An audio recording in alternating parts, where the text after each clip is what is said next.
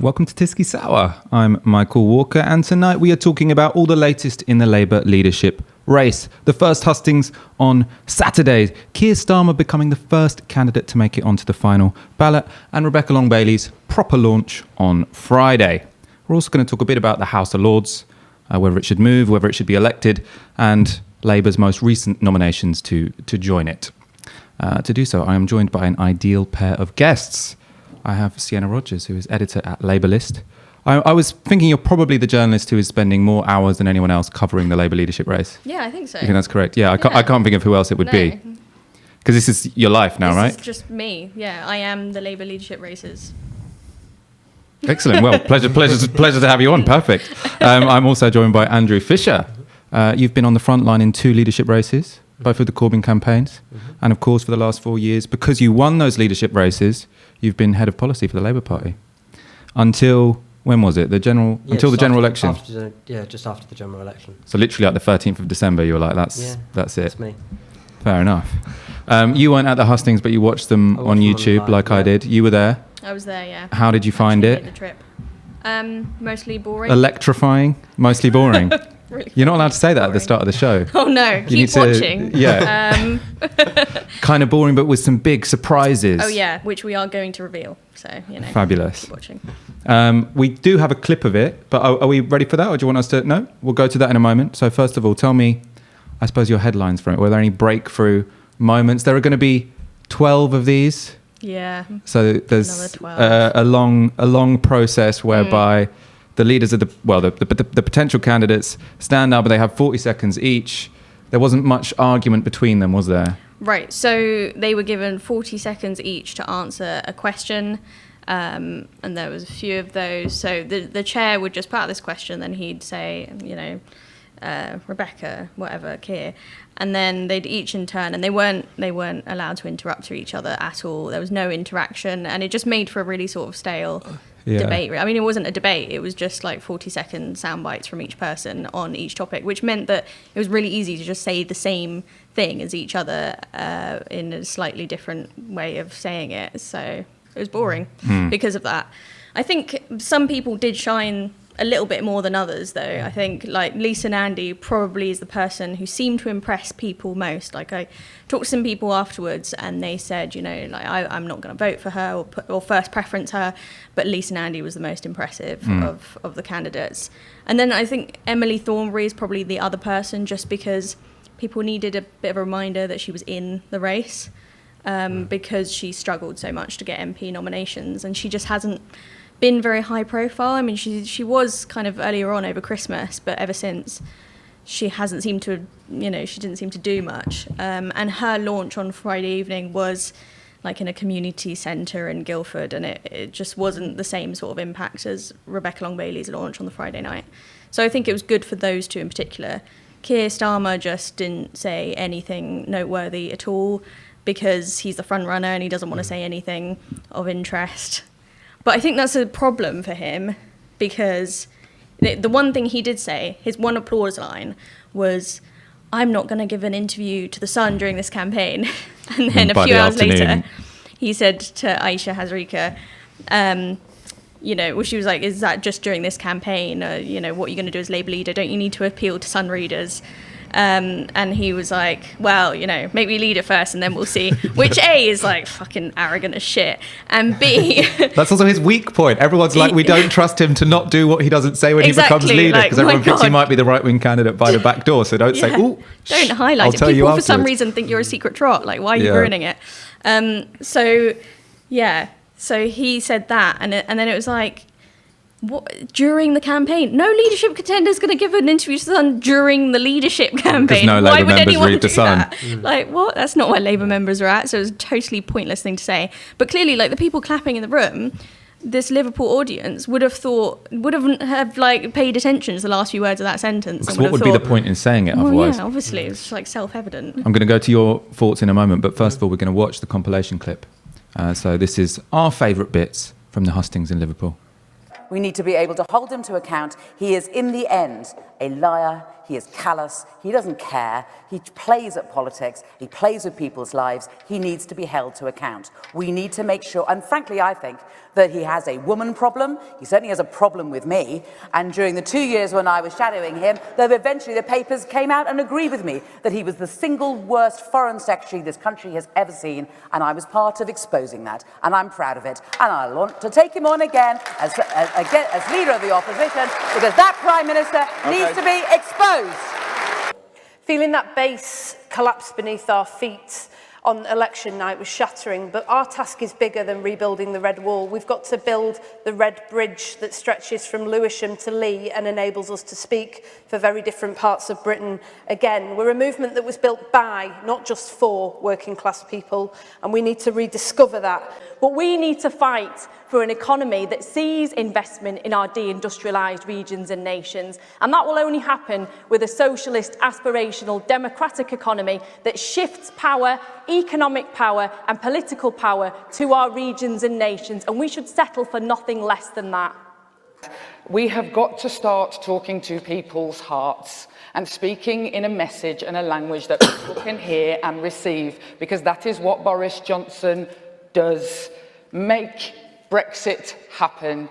We have got to be really careful when we think that we can have an intellectual argument when they're talking about bells, not NHS waiting times. This is a fight of our lives, and we're not even in the terrain. We have got to do something different and something bold, and Boris Johnson would be terrified to face me. Well, look, the attacks on Jeremy Corbyn in that election we've just had were terrible, and they came back at us on the doors. They vilified him, and they knew what they were doing, and they knew why they were doing it. And they do it to every Labour leader, and they know why they're doing it. Now, we've just lost the election, so we better prepare for the next one. And it's going to happen again, and it needs to change. We need to cut through that. This city has been wounded by the media. The Sun in this city, a hurt for this city. And I certainly won't be giving any interviews to the Sun during the course of this campaign. Inspirational stuff. Andrew, when you were, working or running on or, writing lines for those two leadership campaigns in 2015 and 2016, there was lots of variation onto stage, right? At least especially in 2015, you had Jeremy Corbyn who was like, I'm not triangulating on austerity. I think that actually we shouldn't cut welfare benefits, and we should build council homes, and we shouldn't go to war. And so there was a contrast. Yeah. I think because of where the parties moved, and everyone sort of has the same analysis of how they're going to win an election with a left-wing membership, it's difficult to find significant differences on stage. Is that an impression you share, and do you think that will cause a problem for any of the candidates or anyone but the front runner? I think it's got to be teased out during the future debates, because at the moment nobody is saying they're going to move away from public ownership. No one's saying they're moving away from redistributive taxation. No one's saying they're going to kind of go back to the kind of pandering on immigration or on social security as well, because we had all this kind of scroungers and skivers rhetoric, and the Labour front bench under Ed Miliband and before that under Gordon Brown was kind of using that kind of language as well, and kind of going along with the Tories on that. So I think actually in a sense, although you're right, it wasn't the most electrifying debate I've ever watched, but the debates in 2010 were pretty dull as well, as I recall, and in a sense it shows there's a kind of consensus on policy, maybe, but that needs to be teased out. I want to see some of these candidates pressed consensus on that. Maybe. I did want to ask you something, because there seems to be a consensus on policy that no one's willing to stand up and say they're going to shift to the right. I mean, I suppose when we talk about, in particular, Keir, because he's a front runner, we'll talk about whether or not that might happen after the election. But there is a bit of an emerging consensus that even though the direction of policy was okay, too much was rammed into the manifesto and it became unbelievable. I was just wondering, did you write the manifesto? Yeah, not every single word, but yeah, I coordinated. No, I wouldn't. I think that's true. I think we didn't get our messaging right, and we didn't have a kind of filter that went, these are the things we're going to press. This is our message for the campaign. We didn't have a good enough campaign strategy this time. Do you think that's comms and strategy, or do you think that's the actual content of the manifesto, though? Because we had the same manifesto, but presented pretty much differently. I think so. Yeah, so I think it is that predominantly. I mean, I don't want to, kind of shift the blame over there. But ultimately what gets kind of passed, policy does the policy, and then other people kind of go, that's what we're going to go and campaign on. So, I mean, I don't think there's anything wrong with any of the policies. I think probably we should have spent longer building up to it. I mean, it's difficult when you've got snap elections, right? Because you don't know, okay, that's the deadline I'm working to. And like, if you know, like in 5-year parliament, if we ever get back to having normal 5-year parliaments, maybe we will now, there's a solid majority, you kind of know when the next election is. You can kind of go, okay, we're going to drop this then, we're going to start building up a campaign around that, so that there's lead-in time, so that you've built and won the argument. And we dropped some policies in quite late because they were kind of half ready, and we were like, quick, let's get them done. And then, somebody probably should have gone, no, actually don't, because you're just overloading people, and just keep the focus on X, Y, or Z. So, do you think there was a problem with hubris, I suppose? Because I suppose at the moment they're all saying what was wrong with the manifesto, and they're all thinking, how do we communicate better with people? Whereas after 2017, everyone was like, we can fucking do anything. Let's put everything we want in that document. Lots of pressure from all different quarters to say this is our one chance to have a radical left government. Put it in there. I think that's probably when most of the mistakes were made, looking back, is actually in the aftermath of 2017. Because I think actually at that point we probably should have sat down very soberly and kind of gone, okay, how do we now win? Because like we've done the easy stuff, like we've won kind of the low-hanging fruit, and we've won the arguments as well on a lot of these things. We have shifted the policy debate a bit as well, and we affected what the Tories did as well. So I think that was probably the point where we really failed collectively, and I think actually when I went to 2017 conference, I don't know if you remember, it was in Brighton, as I recall.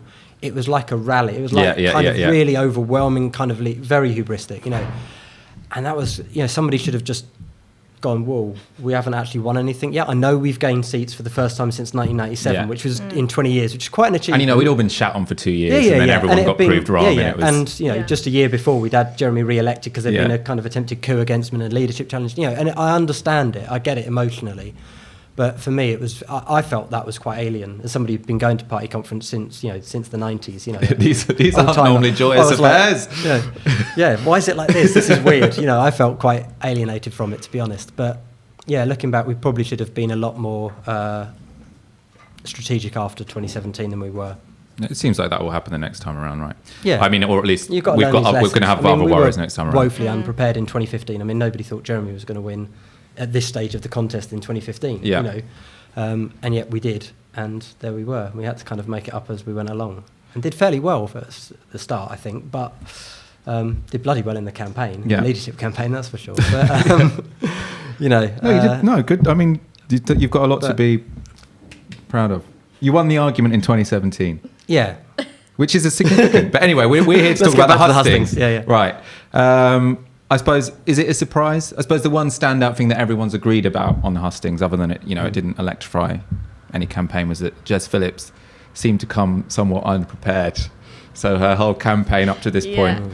Well, I mean, why I chose that particular clip is because I quite like the having together her saying, Boris Johnson is going to be really terrified of me, at the same time as getting the one slogan from the general election wrong. She said, and all everyone was talking about was make Brexit happen.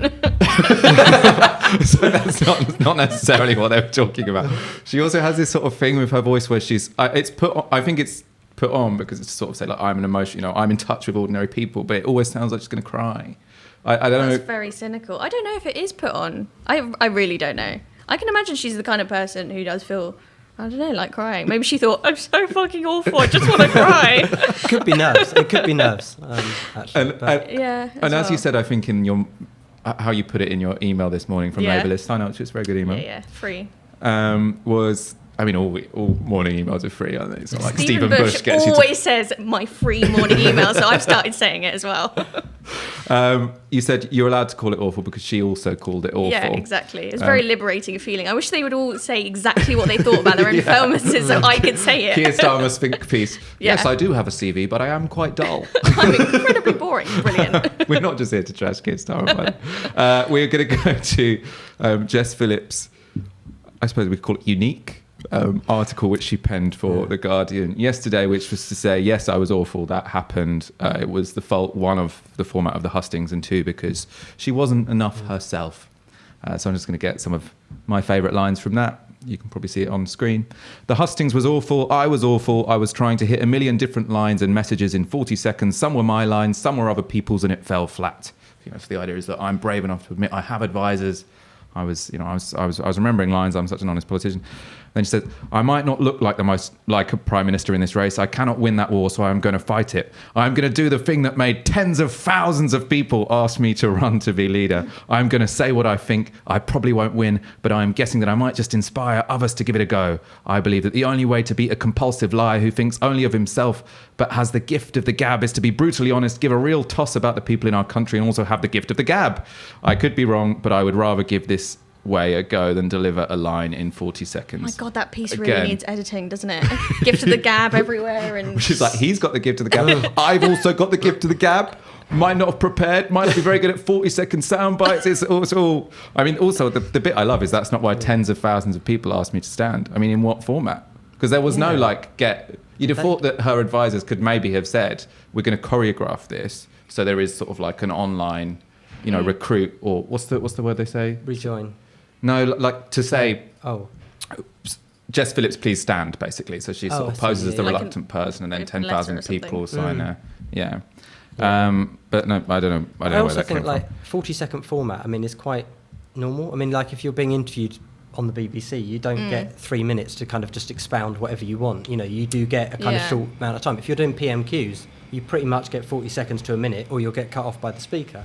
If you're doing hustings, and if you want to be the leader of the party, you want to do leadership hustings against the Tory leader, you're going to get some sort of time limit and format, and you've got to work to that. I mean, it's part of being a leader. It's really poor excuse. Emily Thornberry agreed with you. So I quite liked her comeback, which was, this was to Politics Home today. I think when you spent many years in front bench roles like I have and filled in at PMQs, you get used to the discipline of getting your point across in 30 or 60 seconds, because that's just how the job is. So Emily Thornberry. Really cutting, and like she's drinking a gin and tonic, as she said. Yeah. But I mean, she's got a good point. It wasn't just Jess Phillips, for balance though, who complained about the format. So Lisa Nandy, she also wrote to the General Secretary asking for more time to give long answers and to come back to what the other candidates have said. And I mean, the 40 seconds or a minute, give or take, whatever. The big thing is these would be more interesting if they can rip shreds out of each other, right? Yeah, I think it's two separate things. Like the format was shit, and I thought it made for a shit debate. But it also, you can't use that as an excuse for being shit in it. You should be good in it, but also think it's boring. Like those are two completely separate issues. I didn't think it was good just because I can't see the questions changing. I mean, I don't. It's going to be the same questions over and over, and what are they going to give exactly the same answers? Well, what they do in the CNN debate. So I've been watching lots of the Democratic debate primaries at the moment, and because I think a problem is that it's organised by the party, and we need these to be organised by like primetime TV because they know how to entertain people. So what they do on the CNN debates is they're like, so Joe Biden, you wrote about Bernie Sanders that he has some unrealistic policy proposals, and also that he shouts too much. Do you really mean that? Like, well, and then he sort of says that, and he's like, so Bernie, what do you think about Biden saying X, Y, Z? You're kind of old and you've got crazy socialist, but and then it's sort of like they do this great thing where they're just like get like picking fights between them. I would quite enjoy that. So when's the Novara Hustings? Well, we want to have a Novara Hustings. Oh, actually, we need to do that thing where we just say this is it, and everyone's invited. And then, you pile the pressure Novara in, Labourist joint hookup. Yeah. I feel like I should probably do one, but everyone's doing one.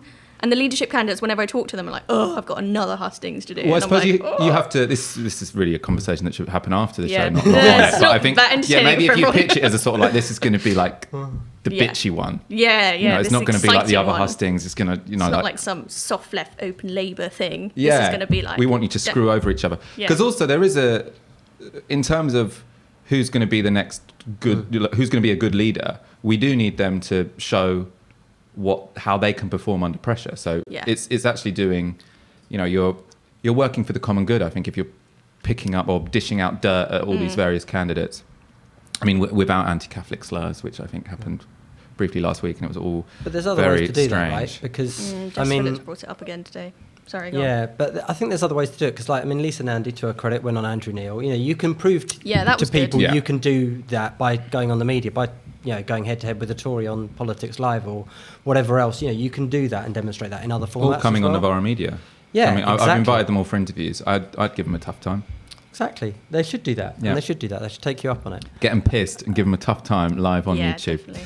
With all of the Labour left But also, watching. they should get more time soon because, very soon they're going to cut down the field because not all 5 candidates are going to make the ballot, right? So there's going to be 2 or 3, I would guess. Do you think that few? Yeah, I can't see 4 getting on. Yeah, I mean... Keir's on, right? Yeah. So Keir's, he's Rebecca made Long-Bailey's it. going to get on, I think. She'll get on through both routes, I think. I suspect so. And Lisa Nandy, I think, will probably just about get on. So there's the GMB meeting tomorrow that's highly unpredictable. Everyone I've spoken to basically says that it's too close to call. Oh. So it's So it between might not be Keir Lisa and Nandy. Lisa. Oh.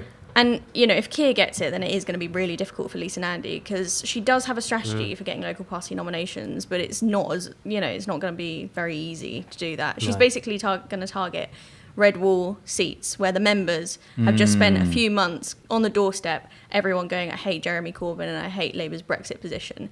And therefore that kind of discounts Becky and Keir and makes Lisa the person that they would vote for. That's their sort That's quite smart. That's their kind of thinking. So if you've watched previous episodes of Tisky Sour, you'd know what the various phases are of the Labour leadership election. But at the moment, the 5 candidates who were at that hustings, they all received the requisite number of nominations from MPs and MEPs. They're now in the next phase where they have to get the requisite number of nominations either from trade unions and affiliated organisations or from CLPs, local parties. And either they have to get 2 trade unions and an affiliate, so something like LGBT Labour, or 33 CLPs. Keir Starmer has already reached the threshold with 2 big trade unions, USDOR and Unison, and he's got the environmental affiliate, which is called CERA. Yeah. It looks like Rebecca Long-Bailey is quite likely to get Unite, so she should get into the next round. And as we've just been saying, Lisa Nandy is hoping to get the backing of GMB, which, it'd be easy enough to get another... Oh, no, she's already got the Union of Miners, She's already got hasn't she? UM, yeah. And then she can get another affiliate easily. So if she doesn't get GMB, she might have to go through the route of getting a bunch of CLPs. And as you say, I didn't know that. That's interesting about that Red Wall strategy. We're going to talk in a moment about whether Keir Starmer can be beat. But first of all, you are watching Tisky Sour. You're watching Novara Media. As you know, this organisation is only possible because of your kind support. We are not funded by billionaires like Labour List. That's it. No, that's a joke. They're not funded Give by us money billionaires too. either. So please go to support.novaramedia.com and donate the equivalent of 1 hour's wage a month, so we can keep doing these shows more often. Keep your comments coming. We'll go to your questions at the end, as always. And please go to Twitter and tweet your comments about the show. Tweet your questions on the hashtag Tisky Sour. We prefer it if you do that because it means that more people get pointed to the show. Like this video, it means it appears in more people's feeds. Share it on Twitter, share it on Facebook. You know the score. Keir Starmer. He is currently the front runner in the race. So as we've just said, he's the first person to get through to the final round. He won't be the only person, but the first matters. On CLP nominations, I mean, there's lots of indications that basically say Starmer is running away with this. So on CLP nominations, he's on 11. So 11 CLPs have said they back Starmer. Only 3 have backed Rebecca Long-Bailey at this point in time, and no one's backed anyone else. Obviously, there's like 650, right? There's been 650 CLPs, and it's like, so you think that's meaningless? Yeah, pretty much. The YouGov poll may be more meaningful. So that had Starmer, there was a poll by YouGov which had Starmer winning 63% to 37% in the final round against Rebecca Long-Bailey. That was an increase of his lead from the end of December. Then he was on 61% to her 39%. I suppose they're the main 2 bits. I mean, there was a difference between the YouGov poll and the Labour List poll, right? Because your Labour List poll Andrew wants to shit all over had Labour List had poll as Rebecca usual. Long-Bailey winning by 59 to 49%. Yes, so she got 42. Are you going to defend your poll against YouGov? I should have got a YouGov person and then had a sort of like... I think it's an interesting difference. I don't quite know exactly why there's that difference. I'm looking forward to, because Salvation is going to do more polls using the Labour List database and do more complex weightings and things. I mean, that was like the first one where they put it out to our whole list and then they kind of narrow it down and that sort of thing. But our readership, what I found interesting, is super representative of the Labour membership in terms of the 2016 vote already. And then it was weighted by membership, like demographics and stuff. So it showed on first preferences, Becky got 42% and Keir got 37% of first preferences. And then all the others were way, way down on 9, 7 and 1 for Emily Thornberry. Aww. And I thought, like, the interesting thing were more the kind of the other questions about, like, familiarity, for instance. Emily Thornberry had really low familiarity, which is weird because obviously she's super high profile, but I think it's because the question was with her and, well, them and their policy platform. And I thought that's interesting because basically she's been really confusing. It kind of seemed like she was fairly loyal, especially to someone who doesn't follow it, you know, day to day. It kind of seemed like, oh yeah, she's a loyal shadow cabinet member, she's on Corbyn's side, fine.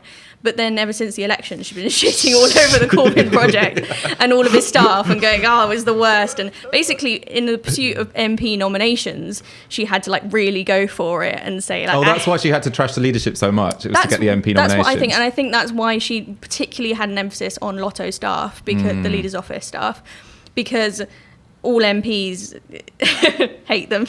I mean, they're not talking about you, obviously. No. You're really well liked, but it's not always been true, at least, anyway. But. Yeah, maybe not. They really like you now. But you know, in terms of Seamus, obviously they're always complaining about Seamus and thinks he's responsible for everything bad and all that. So that's Seamus Milne, is Director of Communications for Jeremy Corbyn, and all the MPs blame him for everything. Yeah, pretty much. And just like the journalists think he's literally responsible for everything. But anyway, so it was kind of, basically that was her setting out her stall for her colleagues. And then she hasn't really said much since. So I think people are just a bit confused about where she's coming from in the party, because she's giving really mixed messages. The other person with low familiarity was Lisa Nandy, and I think that is like in the first YouGov poll, she polled badly, and I think that's because people just don't know who she is. And that's why it's really important for the hustings on Saturday, for her. That's like crucial for her, for people to actually just get to know what she's about, where she's coming from, that sort of thing. I mean, they may have heard that she ran Owen Smith's 2016 campaign, but then she's got the whole Brexit thing as well, which does appeal to some sort of more Lexity sympathetic kind of members on the left. So she's got an interesting pitch, the members. I suppose she could get a lot of second preferences from Rebecca Long-Bailey's Lexity support, and then second preferences from Keir Starmer's centrist support. Yeah, and that is the strategy. That's the strategy. Yeah. That's an interesting divide to straddle. Yeah. I mean, from the YouGov, so you're talking about the breakdowns in terms of who's familiar with each other. From the YouGov poll, it also had 60% of Labour members who said we were right to back a second, or the party was right to back a second referendum. So in terms of, I know many people who don't connect with my readers at all. Yeah, well, many people who are supporting Rebecca Long-Bailey are hoping, and I think it's a reasonable strategy to sort of pin the second referendum on Keir Starmer, which I think the election showed was not very good strategy. I think the election sort of proved that, but that's not a particularly good strategy in the leadership election, given that the members are still very much wedded to a second referendum. Did it prove that though? Because I think I'm genuinely curious. I don't know the answer to this, but after the European elections, right, when we came fourth, and we were like fourth in the polls, and we were third for a long time, we then got back on. Like, I think if we hadn't have had that space, I think the Lib Dems would have done much better, and that would have taken our share of the vote much further down. I think it would have lost us some other seats as well, and I'm not convinced we wouldn't have lost some of those seats in the red wall areas that were actually shifted away from us in terms of swing, even in 2017 when we were making gains and the Labour vote numbers were going up even in some of those seats. So I'm not 100% convinced it was a failure. I think Brexit as a whole definitely cost us votes because it polarised the electorate in a way that just didn't benefit Labour at all. But I think it's a little bit more complex than that. And to be fair, I think when activists have overwhelmingly backed a policy at party conference, they go, it was all that bloke's fault. Yeah. Like, I'm not here to cheerlead for Keir Starmer at all, but I think it's a bit unfair that, the Shadow Cabinet collectively agreed it. He was the Shadow Brexit Secretary. Yes, he had clearly advocated that sort of position, but actually he wanted to go further, so the media says. I'm not going to reveal any inside kind of information, but there were some become people, a party of Remain. You mean? There were some people arguing. Or was he revoked? That would be a nice No. No, but there were some people arguing that we should campaign for Remain and say we were going to campaign for Remain, and a lot of the Shadow Cabinet, including Emily as well as Keir and others, said I would come out and campaign for Remain if we were in a second referendum. I mean, I have a position which is it can keep lots of people on side, but also wasn't it? I don't give a shit. That's what it was last time. My position was often I don't give a shit about Brexit. I mean, it still kind of is. I don't give a shit about Brexit. But in terms of going back in time and what Labour should have done, is that in 2017 and 2018 they should have had it out with the People's Vote people and said we're not going to have one. We're going to do a soft Brexit. I actually thought that we should have been fair. I thought that by summer last year we had to go for a second referendum, but because they'd said for so long, oh yeah, we might have one. Oh yeah, we might have one. If you've said you might have one for like 2 years, and then you've sort of allowed the whole clamour for a second referendum to increase, and you've led on a bunch of ultra Remainers, then you kind of have to follow through on it, because obviously the strategy would have only worked if Brexit happened at the beginning of 2019, and when it didn't, they sort of had to follow through, and from the moment of following through, it meant that they'd lose the red wall. I mean, I think when the people who were advocating that, and I wouldn't quite say I didn't give a shit about it, but yeah, I'm not a passionate Remainer, I'm certainly not a Lexiteer, but you know, I'm fairly about the EU, but you know, I think when the people who are ardent kind of like don't leave, kind of, you know, ultra Remain, kind of reflect on what they did. I think, you know, the fact they voted against the kind of compromise solutions when there were those kind of indicative ballots that could have led to a softer Brexit.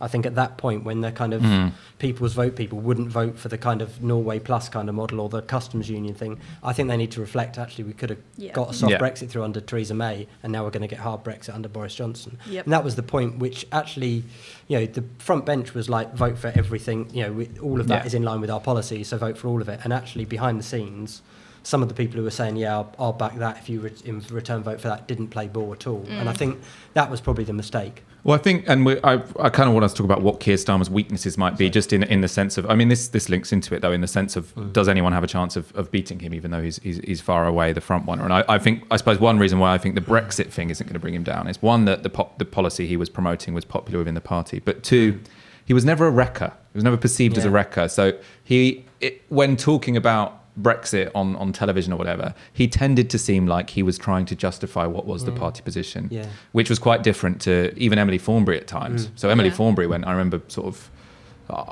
it was around conference time, she was on Robert Peston sort of saying, I don't really like the party policy, obviously.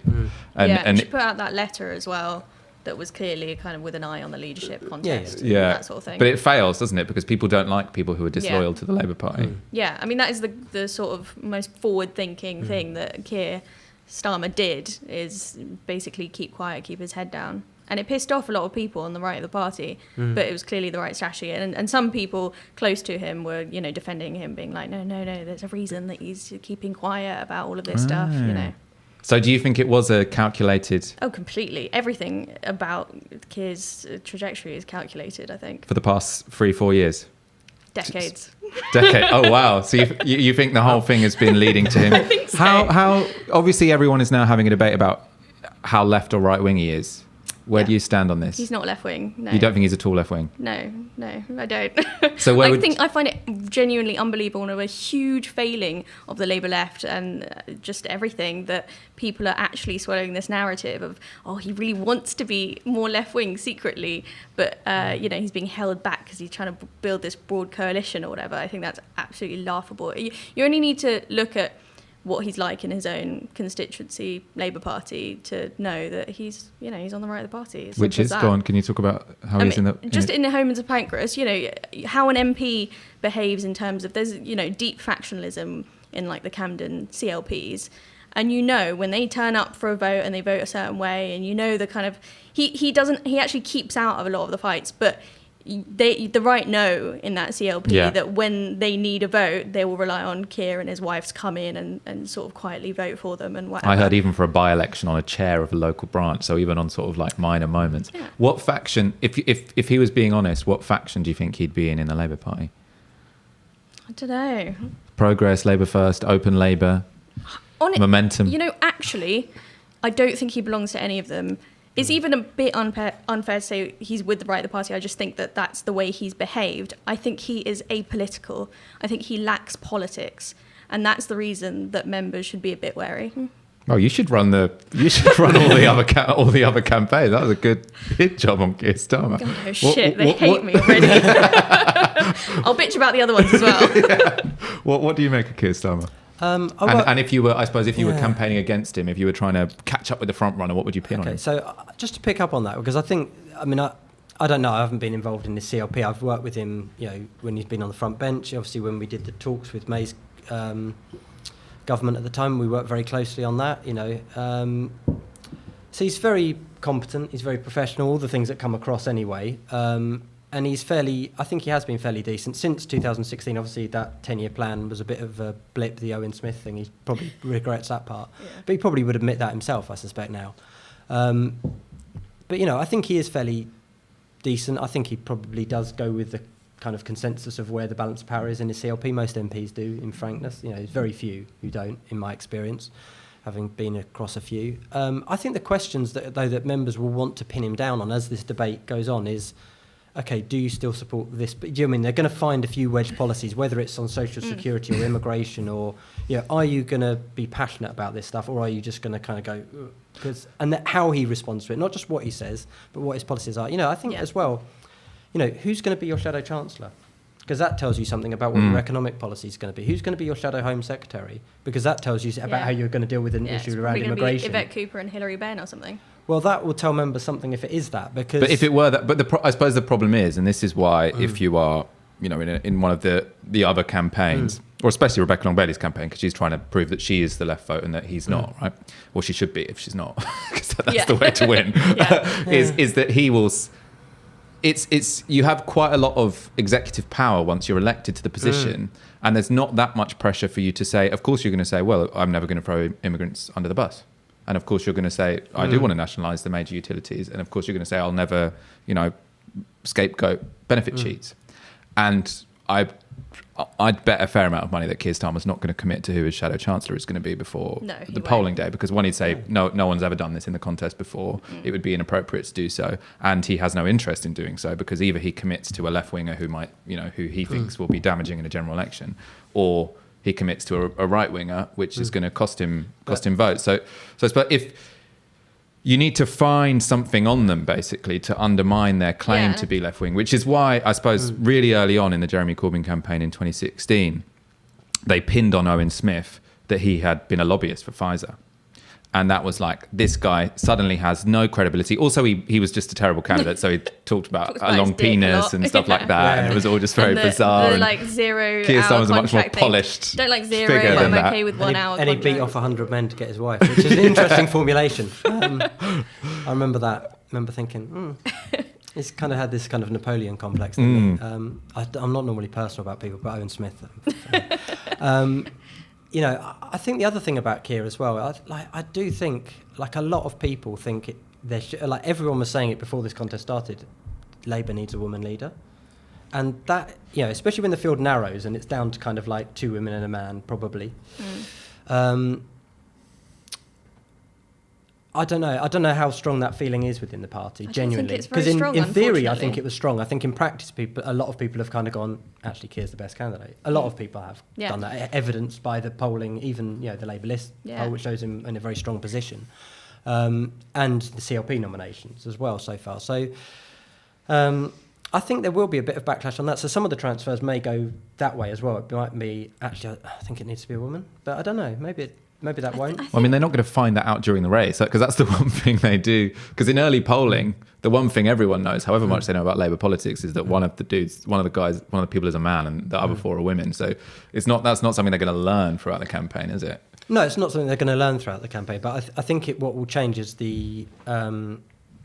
clearly as candidates are knocked out, and Keir's obviously not going to get knocked out, he's on the ballot, you know, as some of the women candidates are probably going to get knocked out before the next stage. Where do their votes go? Where does their support go? I mean, obviously, if they're only on 1%, that doesn't make a hell of a lot of difference. But, yeah, it'll be interesting to see where that sort of thing goes, and if that becomes more of an issue. I think, unfortunately, Labour members don't give a shit. I actually think the party is not very feminist at all, and that goes to the membership and the PLP and everyone. And I think, like, candidates, for instance, never talk about feminism, which I hate. I mean, it's hardly ever talked about, apart from in really superficial ways, like, oh, we quite like equal pay. It's like, fucking say something more radical than that. Like, Kate Osborne was the only one who was actually putting it into, like, a policy framework, saying, I want a feminist view of international development, and and like talking about the patriarchy. She actually said that in terms of policy making, which was completely new, and it never happens. So I just don't think people, like, members are going to care that much about whether candidate is female or not, but I think there's, like, huge opportunities for people to beat Keir by highlighting issues. Like, I think Rebecca Long-Bailey, once she gets the Unite nomination under her belt, she can talk about open selections, and she can talk about, you know, actually, I completely support open selections, and that's one way that I'll democratise the party. And that's Keir one Starmer, thing he won't commit to, Keir Starmer can't, you know, he's not going to commit to that. He can't do that. with his support base. He just can't go there. He'll say something like, well, actually, we asked him about it in a Labour List interview, and he said, oh, I quite like the principle or something, very non-committal, but that kind of thing. But also, I mean, on the public ownership of key industries, he has, every single time he's asked about it, he says, yeah, rail public ownership, yeah, I really like that one, and then he's completely silent on the other ones, and when you push him, he doesn't say anything, and he clearly is not really in favour of like mail and water, for instance. So I think those things are going to come out more in the hustings. And maybe the flip-flopping as well. Like, so you talked earlier about the issue of saying, I won't give an interview to The Sun, and then later in the afternoon he said, oh, maybe after I'm elected. Let's talk about Rebecca Long-Bailey and whether she is building momentum. So last week she got the backing of Momentum, and then she had a good launch on Friday. So it looked like the biggest event of the contest so far from the pictures. I wasn't there, but you were. What was the feeling? What was the vibe? It was really good. I thought it was, I mean, obviously, like Long-Bailey's, the campaign has been really shit before that launch. There's basically been radio silence for most of it, and then came out of the Tribune piece, which was really divisive, not only among members, but her campaign team was completely split on it, whether it was someone said like half of us thought it was shite and the other half thought it was like genius. It was that divisive. And then she sort of switched tones, and she's kind of gone back and forth because they weren't settled on what strategy and what tone to use. But then this super slick launch. They've got Momentum more involved now, and the best thing about Momentum is like its staff are super efficient and just good at what they do, especially comms. So I think that's super helpful, and they've got Matt Zarb-Cousin as well, who is just gonna do a good job. Like everyone in the lobby really respects him and thinks he's really good. It was really good as Jeremy's spokesman. So I think all of those things are going to make a huge difference. And I mean, I think it was slightly worrying to talk to someone in the audience who was like, oh, I'm voting for Keir, obviously, but I'm just here out of curiosity. And it's like, God, this is RLB's launch, and she's got Keir voters in the audience. But I mean, I think people were genuinely impressed, and she was funny, actually, showed a side of her personality that people haven't seen before. She was super relaxed and confident. And I thought it was the best outing that she got, definitely. I think the next day she kind of brought a bit of that, but for some reason it just didn't land as well. I do think because the room was just not expecting her to be funny. They were like, what? Well, it just really helped that it was a big room, lots of young people, cool lighting. It looked really different from all the other launches. And we are going to go now to a clip of that launch. So this is in the Q&A section where she was asked, I suppose, what is going to be the key question of this campaign, is that wasn't an intentional pun. You can use that in tomorrow's email if you want. The key question of this campaign, which was asked by Lewis Goodall from the BBC, which was, why should people vote for you over Keir Starmer? Why should they vote for you over Keir Starmer? I've just set out my vision for how I think our country can be. I know that our whole lives, our communities' lives are built on that dream of aspiration. And if we as a Labour Party can show them that we will help them realise that aspiration, then we will win the next general election. Now, I'm not from Westminster, I'm not from the London bubble, and I recognise the hurt and the anger that's been caused in many of our communities. And it didn't happen overnight. It wasn't just because of Brexit, it wasn't just because of the failures of our campaign. Many of these communities who didn't vote Labour had suffered from over 40 years of deindustrialisation.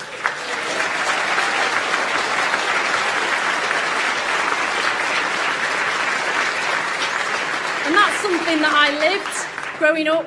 It's something that I fought against as a politician, and it's the thing that drives me as the leader of the Labour Party. So if people want a leader who makes sure that our voters understand that socialism is aspiration, then I'm the person that they should be voting for in our leadership election.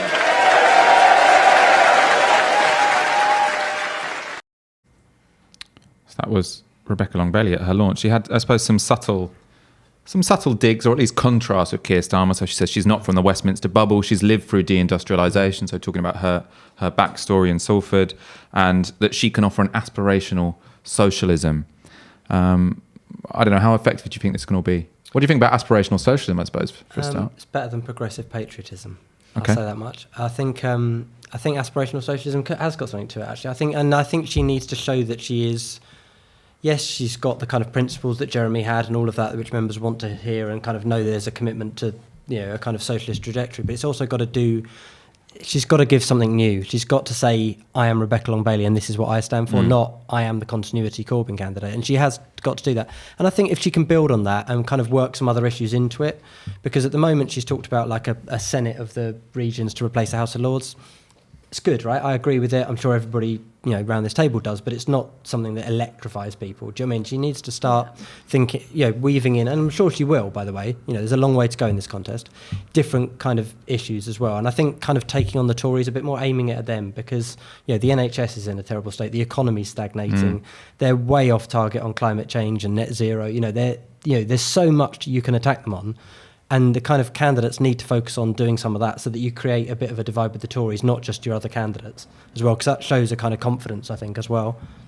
So hopefully we'll see a bit more of that from all the candidates, but hopefully I think that's a kind of framework you can work with, the aspirational socialism thing. I think it's quite nice. Do you think it's going to cut through? You know the membership quite well. Yeah. Everyone sort of brings up that the aspirational socialism thing has been used before. Who by? I think it's Burnham, Andy Burnham. Hey.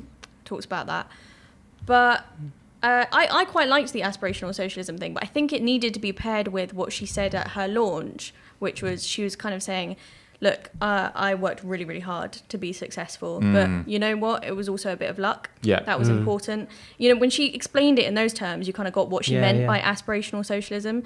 It was, they're like we can all drive ourselves, propel ourselves forward, but at the same time, there's a bit of luck in the system and all that sort of thing.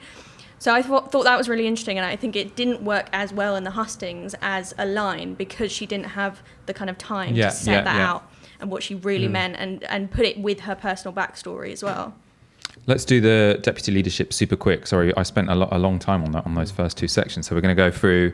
I don't have a clip from the deputy leadership.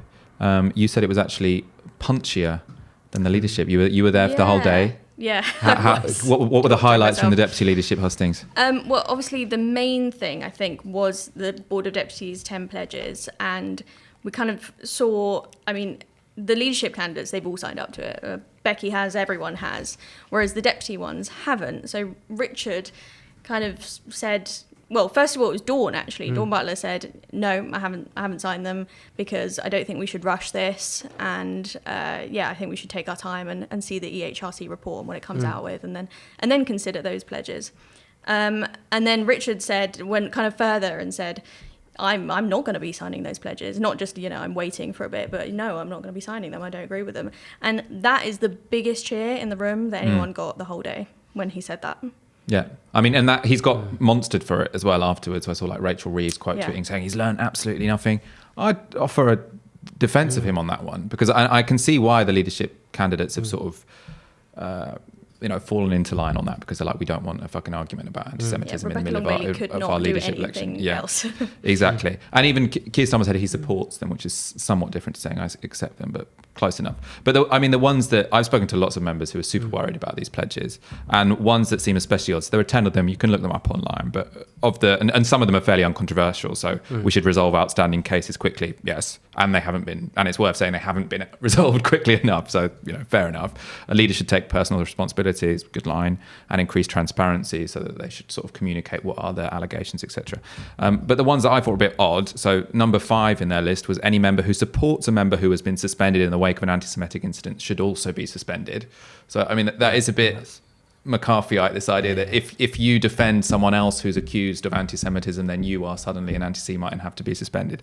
I don't see how that's workable, let alone it depends acceptable. how you do it. Obviously, if you repeat the thing they've said in defending them, then obviously, and it's worth but that's not what it says. That says if you support them. With suspended, right? Not just expelled. So someone's suspended. So someone who's suspended on suspicion. I'm friends with suspended people. Yeah. Because I think the allegations against them are wrong. Well, then you'd have to be suspended if Well, what? And the other ones. So the other ones that I thought were a bit odd. Well, I suppose this one, I was always opposed to them accepting all the examples of the International Holocaust Remembrance Association definition of anti-Semitism because there are lots of Palestinian movements and Palestinian organisations think that it inhibits their freedom of speech because you can't call the Israeli state a racist endeavour.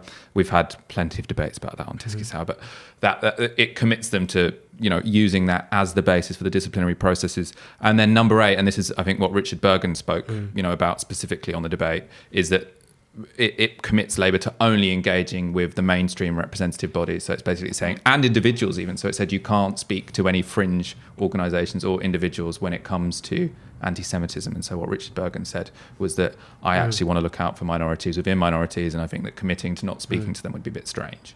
But also the independent complaints process thing, I think is most interesting, because I talk to NEC members, and this is not, the kind of people that have been elected as left, Corbynite NEC members or whatever. Lots of NEC members will say, no, that's not workable. We're not doing that. We'll never vote for that on the NEC. Illegal. I mean, I don't think you can do it under GDPR rules, to be honest. I think data protection rules mean you can't just hand over. You can't outsource a disciplinary case like that. I don't think you can, because I think as a member, you've got to have permission for your data to be passed on, right? That's the whole base of GDPR. I'm pretty sure you can't do that. And also, what sort of organisation would let somebody else judge who can be a member of your organisation? Would Labour then go to court with that independent process? I just think it's not. I can't see a way to make it work. I think you could have an independent body that made recommendations that then Labour chose to endorse or not. But then you're setting up this kind of conflict all the time, and I'm not sure that would be particularly healthy, because I suppose maybe they're thinking that we can commit to it now and then say sorry, it was illegal, but we tried. Yeah, which is, I suppose, is I don't know. easier than taking the hit of saying we disagree with the pledges. On that, but to me, it just doesn't sound workable that members' kind of data and the kind of investigation could be handed over to some outsourced kind of body. I can't think of an example where that happens in another kind of membership organisation outside of the state, where they're kind of independent state bodies to do it. But I mean, obviously, it's just a hugely difficult issue, because a lot of people in the Jewish community clearly don't trust the people who sit on the NCC or whatever to be making the right decision, or the NEC, and this whole thing of like, oh yeah, well we've done this fast track process, and now these people that you don't trust on the NEC can do it really quickly, and that's obviously completely unsatisfactory to the people who have concerns about who are making these decisions, and that's why the whole independent process thing comes up. But it seems like just an inextricable sort of thing, and it's not.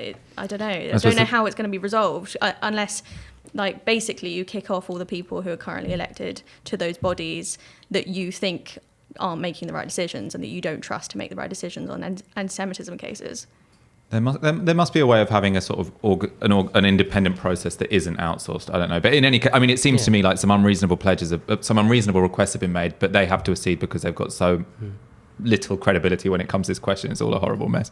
Let's not spend too long on it. Let's talk about the Lords. This is going to be our final topic before we go to questions. So if you have any questions, put them in the comments now, or put them on Twitter now. I'll go to those in a moment. But before that, I want to go to Corbyn's nominations to the House of Lords. This was in the Sunday Times, so it hasn't been confirmed by the party, but it's been, published, and I don't think it's been denied, that Corbyn is going to be nominating Carrie Murphy, his ex-chief of staff, Tom Watson, the ex-deputy leader of the Labour Party, and John Bercow, the ex-speaker to the House of Lords. There are, I think, 7 others, but these are sort of like the headline-grabbing figures.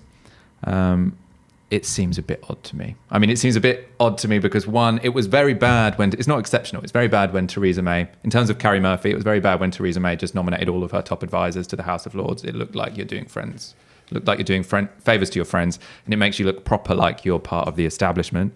Tom Watson, I mean, presumably that was a quid pro, whatever. I don't care about that one that much. John Bercow, I mean, I think that's completely stupid. If you're trying to sort of lower the volume or lower the tension or whatever, lower the heat in terms of the culture war between Leavers and Remainers, putting, for no reason whatsoever into the House of Lords the person who has come to signify, the obstructivism of Parliament against the will of the people into the House of Lords, who's also a Conservative. I mean, what is the point? I don't know. Maybe you've got some insight and think that I'm being unfair, Andrew.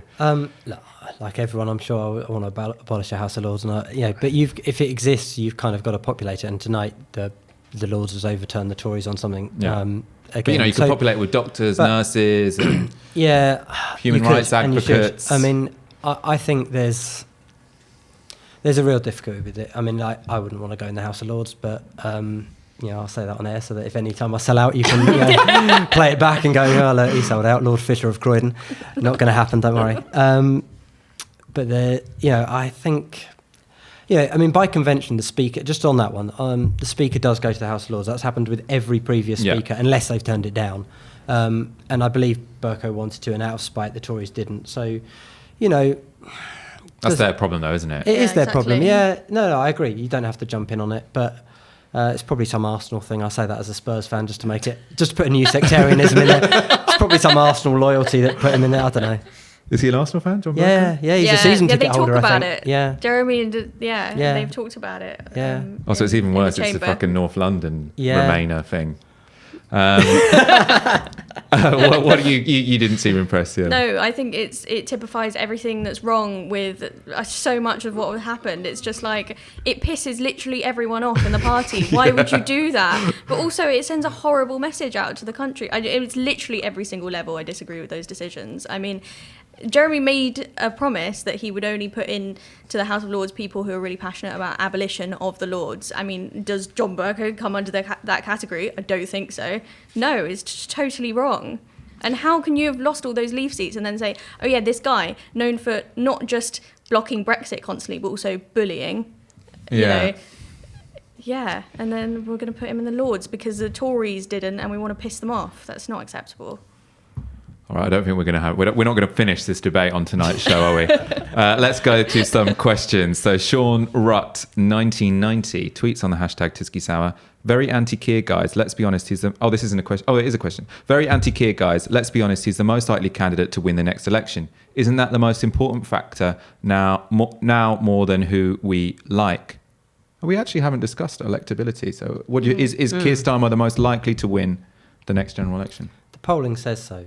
Right, and he's kind of. I think he's actually. So to give him, let me cheer Sean up a bit.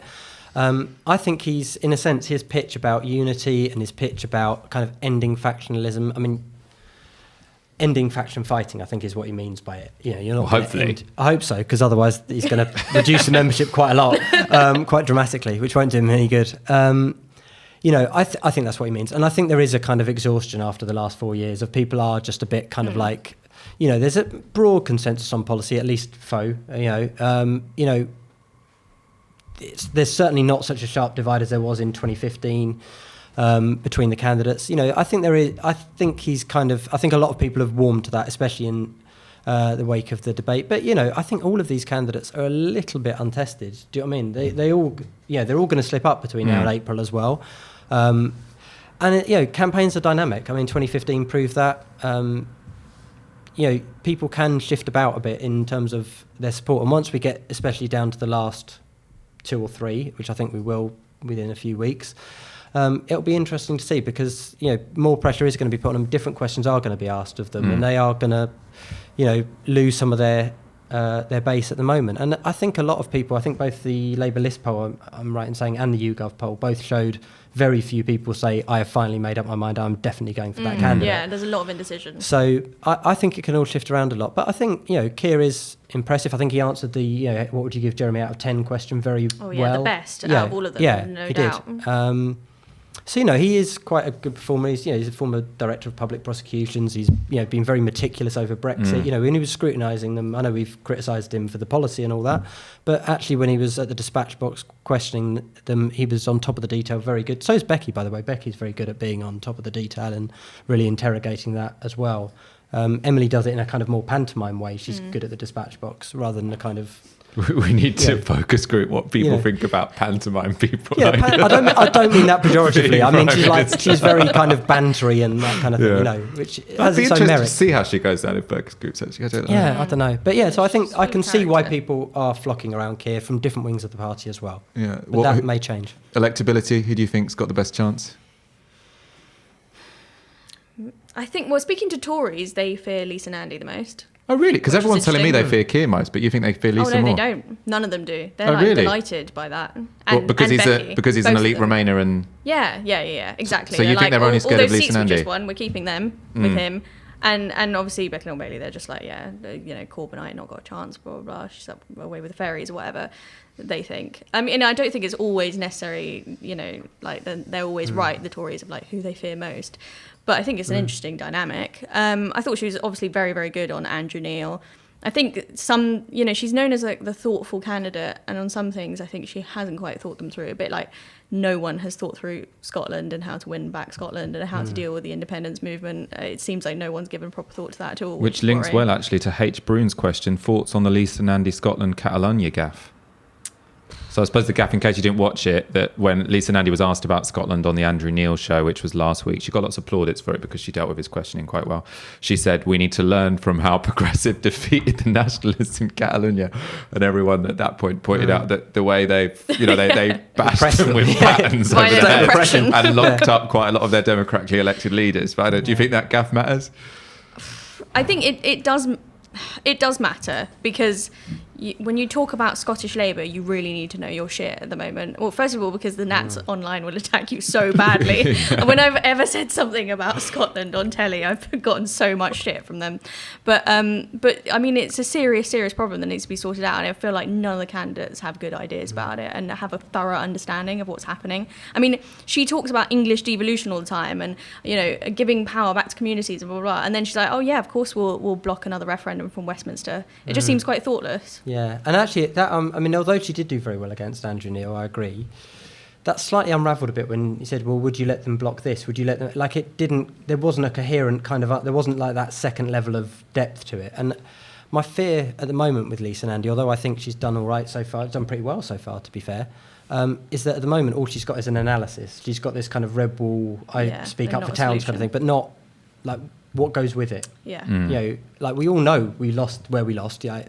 And she's been saying it for a while, to be fair. Also, it should be said that, because everyone was like, she dealt with Andrew Neil so much. It's like she's actually been on the sofa with, she's a regular on This Week. So I think like if you're a friend of the person who's interviewing you, it does give you a bit of an advantage. But also, she's not the leader. She's not being held to account in the same way. And when you're running in a leadership election, you can say what you want. When you actually have to lead, you then got to be bound by party policy, bound by collective shadow cabinet responsibility. It's much, much harder, And so she is an advantage in the sense she doesn't feel tied to everything that's gone before in the way that Keir and Rebecca do to differing extents. And she's not under the same scrutiny because she's not a front runner, whereas Becky and Keir are the front runners. So I think she's got more freedom. Yeah, if she started looking like a front runner, there'd be a lot more scrutiny, questioning as well. Because even her sort of like, I thought her freedom of movement thing was so obviously sort of like her trying to. I mean, put that also down didn't a make any different sense. critique. Because She's she was obviously like, I would have supported freedom of movement, and it was like, well, you were there. Yeah. Would you support it now? You're here. She's like, well, no, I would have in the past. It's like it's not like you've come from nowhere. Yeah. Yeah, and that speech was like, I believe in freedom of movement, and then it didn't say, and therefore I think we should join EFTA or whatever. It was just leaving it at that, and it's like, no, but we're leaving, so what are you saying about the future? I mean, you could negotiate freedom of movement. Yeah. If you're in government, you can do that and have that. But she didn't actually go on to say, and this is what I do about that belief. Yeah, and if she was the front runner, I don't think she would have got away with that. Rebecca Long-Bailey I think she was trying to inoculate herself from some of the kind of negative Blue Labour stuff. Thing, which doesn't go down that well. I mean, the members don't like that at all, obviously. Money cannot be eaten asked. Do you think Keir Starmer is hypocritical by saying we need unity in the party after taking part in a divisive coup in 2016, only 10 months after us members had given Corbyn a massive mandate? He wasn't one of the ringleaders of the coup, to be fair to him. So he took part in it, but he was, he wasn't one of the ringleaders. Sienna? Didn't he say, I'm doing it because everyone else is doing it? Yeah. I mean, God. No, I mean, it's not leadership, is it? The defense of it would be to say he was, because his explicit excuse was to say it's become unviable for him to become leader of the Labour Party when 2/3 of the PLP are. It's just such a cop-out, but Yes, a lot of them would say, I made a mistake doing that now. Like, if you speak to them, a lot of them say that was a mistake. Niall Morrison asks, is it time to accept that this country is small c conservative? Someone on the left hasn't been elected in more than half a century. I think you've got to win those arguments. I mean, and that's the thing. I think if you can accept that and kind of go, okay, we can only get this little bit and kind of, moderate what the Tories do. I don't know if you win like that, for one. But secondly, I think you need somebody who's going to make that argument, because I think you can win these debates. And I think we proved to an extent in 2017 you can win those debates. We just didn't follow it up properly. What do you think, Sienna? I think it's overestimated. I was actually talking to a YouGov guy about this just today, Marcus Roberts, and he was kind of saying, well, actually the polling shows that people aren't socially conservative on things like, LGBT rights and women's rights and blah, blah, blah. That's bollocks. Like, there may be some interesting polling to look at in terms of the data on, like, immigration views, but in all those other issues, no, that's not true. I think left has other issues that it needs to deal with. Oh, go on. I mean, obviously, just hating itself and hating each other and concentrating on that. So you want to end factionalism? No, I don't. BGM Muggerish asks, how do we keep up enthusiasm of young people if Starmer is elected? I suppose it's a leading question. Do you think it will be harder? I don't know. I mean, I'm more sceptical now to listen to Sienna about your opinion of Because I'm a young person. I'm certainly not. I can't claim to that. So, yeah, maybe I'll shut up and you should answer that because I'm not a young person by any stretch.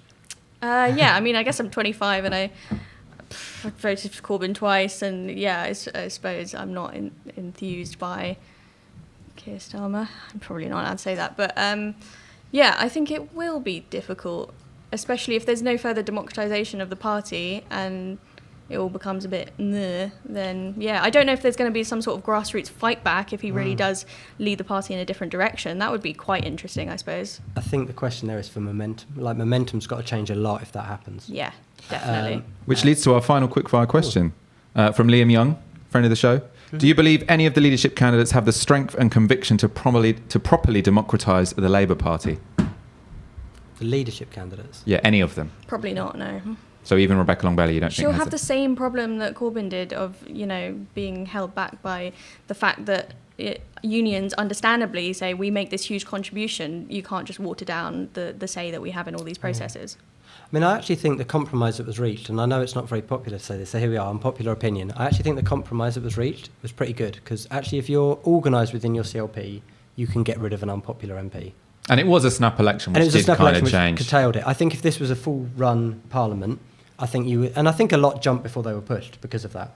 That's why you got Change UK, which then fell flat on its face, and aren't we all delighted to have seen that? But, a lot of those people would have gone. So, in a sense, and I think you're right about the unions. The unions have got a right to have a say in that and have a kind of, not a veto, but a kind of a role, a kind of stake in the selections as well. So, yeah, I think the compromise was reasonable. I'm not against open selections, but for the reasons exactly, the kind of party political management, not very sexy kind of things to try and sell. Yeah. But, I think it's probably the right compromise. And actually, if you are if you can organise properly within your CLP, you can get rid of an unpopular MP pretty easily. It's not that difficult. So it's a small threshold to hit. I mean, the argument for open selection, or my argument for open selection would be that even if it's a low threshold, you still have to have a big negative campaign and you don't get to needlessly to end factional infighting. What you need is factions to be building up their own leadership candidates, not trying to knock down other people. Kezia Dugdale did open selections in Scotland for the Scottish Parliament, and she's not seen as a kind of red flag waving socialist. Yeah, I don't think it's necessarily. I don't think it necessarily take the party to the left, but I think it probably put a bunch more relative, slightly more talented people on there. Not that there aren't. There are a few talented people in Parliament. 3. I think there are quite a few. You've worked closer with them. Yeah, no, I think there are quite a few. How many talented parliamentarians are there out of 650? Oh, out of 650. I mean, obviously the 200 Labour ones, obviously. But all of them. This is why you were so popular with them. Yeah. No, I mean there are. I think there's a lot of people who are kind of like on the second tier of the front bench. There's a few on the back benches as well who I think are really good actually and could shine a lot more. Who? Okay, I'll give you a couple of examples. I'll be totally pluralistic as well. I think Annalise Dodds is really good. She is fantastic. Everyone likes Annalise Dodds. She's so good at media. Yeah, she's really good, and she was like third or fourth tier in the Shadow Treasury team, I think. She is absolutely excellent. I think actually, to be fair, and I can't understand why the kind of right of the Labour Party didn't put her up rather than Jess Phillips, seemingly. Alison McGovern, I think, is much more. She's been less sectarian. She hasn't attacked the leadership gratuitously. She's attacked us when, we've made mistakes and, you can agree or disagree. But she's much more thoughtful on policy. I think she's pretty good. If Keir is going to do this kind of big kind of tent thing, I suspect people like her would be, I'd rather people like her were brought on rather than bringing back the kind of ghosts of New Labour past. Any dark horses? What proportion of the 650 MPs do you think have a decent floor of talent? I honestly think you can't tell from the outside a lot of the time. It's actually only when you start speaking to MP staffers that you really get an idea of what they're like. Suddenly you realise, that they've never been to their constituency office, for instance, or this person literally never comes into Parliament, and this person doesn't know what they're talking about, and you really need to know actually the staffers and the MPs themselves. To get a grip on that. There's a few who don't push themselves forward as well, which I think is a shame. There's like some quite talented ones who are just not as confident and bombastic as others. If you're in there, push yourself forwards. Come on. In any case, thank you so much for having you both on this evening.